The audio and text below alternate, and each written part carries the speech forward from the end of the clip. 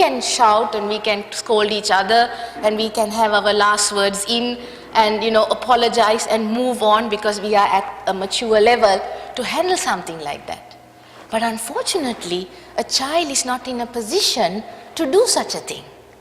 He can only absorb every word that we speak to him, every unloving act that we put upon him. He can absorb and he will react. That's all he will do. And then we misinterpret it by saying, he is so naughty. He doesn't listen to me. Yeah? There are no naughty children, ladies and gentlemen. Another truth in there. No problem children, all problem adults. No naughty children. It's very difficult to accept what I say, isn't it? But that's the truth. Because if a child is born with this mind, and if we maintain this mind forever, and if everything that we have deposited in this mind is positive energy, everything is positive, then we have on the other side, we have a child who is loving and giving and confident and able to concentrate and so on and so forth. So emotional development plays a vital role, ladies and gentlemen, in the development of a child's education. They can't function like you and me. They will not be able to function in school if mommy and daddy had an argument just before he left for school. If daddy just shouted and told him to get off the car and that was a rude remark, he will not be able to concentrate. So the current situation at home affects children and they bring it to school. And teachers always will pick up all of these children, and if you are not trained and if you don't know how to handle them, again there are some mishandlings that will go on. Yeah? So if emotional development is not stable, if the child does not have a good self-concept about himself, it is important for him to have a good self-concept, which means he has confidence, self-confidence. He is not intimidated or challenged because mommy and daddy will always say, it's all right to make mistakes, but we can start all over again. A mistake is a good place for you to get stronger in the weak areas. But when children make mistakes, we find it very difficult to forgive them. The easiest thing we can do is to smack them. Smacking doesn't help now. We are in the 21st century, ladies and gentlemen, and smacking will never help your child or my child to realize a mistake. It only puts fear and it only puts a huge barrier between you and me, where your child will never ever trust you or me. The more you smack, the more they will fall apart. And at this age, between the age of 6 to 12, there is no way that you can do any such thing with them. We need to respect them. They have little thoughts. Their little heart should never be broken, as I said, because whatever happens in his childhood, he will never be able to overcome as an adult, because those scars will be there for life. Am I in a position to gamble with that? Are you in a position to gamble with that because this is your loving child? I am not. I'm certainly not going to do that. You know, Principal Sir said that it was going to be a mummy's day today, but I want to say that daddies play a very, very big role. Yeah? I must say that you have a greater role than any other in raising children. You know why? Because you are the earthly representation of God to your child.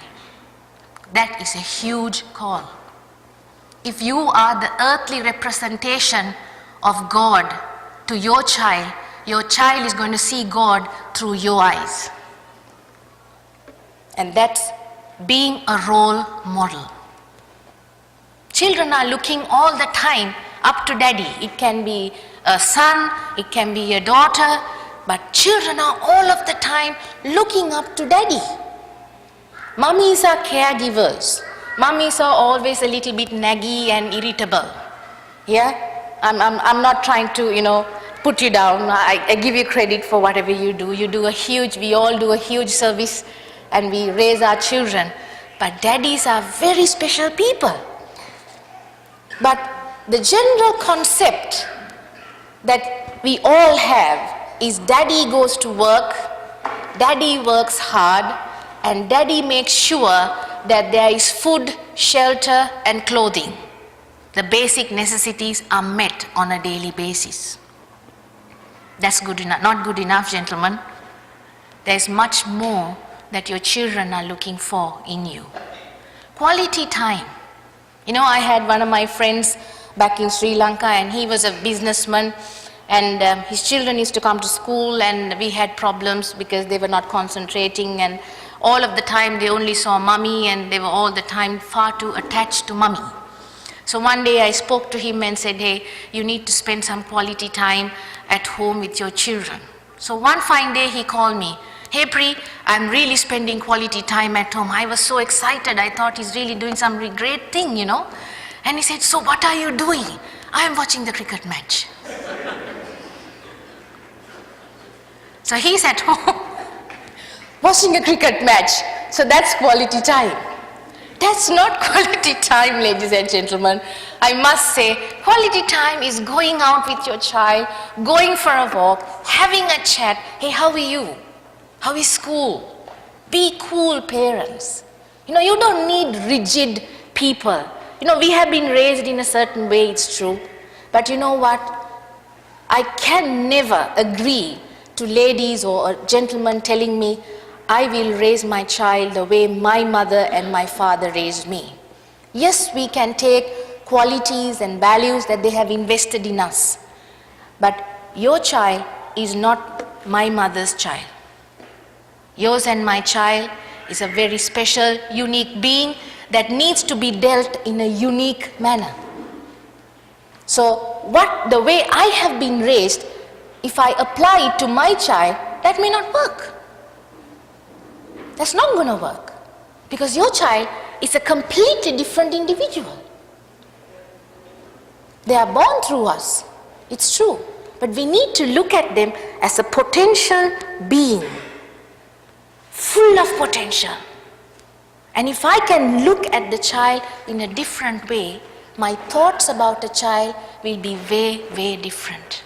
But unfortunately, we are so focused on this educational process. In Sri Lanka, if children are born with a pencil in their hand, I think parents will like it. I don't know how it is in this part of the world. Because they come and tell us, teacher, when are you going to write? When are you starting to write? So they are trying to get children to fly before they can walk. Yes, there is a process of development universally. And that is a process that you or me or anyone cannot break. We are so over-ambitious. We are so egocentric. So it's about the next door constantly. I think my students who are sitting here, they know, they have a very good idea about the next door. Yeah, it's all about the next door. We don't want anything about the next door. My child is not being raised like the next door, because we do have problems like this in Sri Lanka as well. So if the next door child is talking 5 words, I make sure that my child is forced to talk 25 words.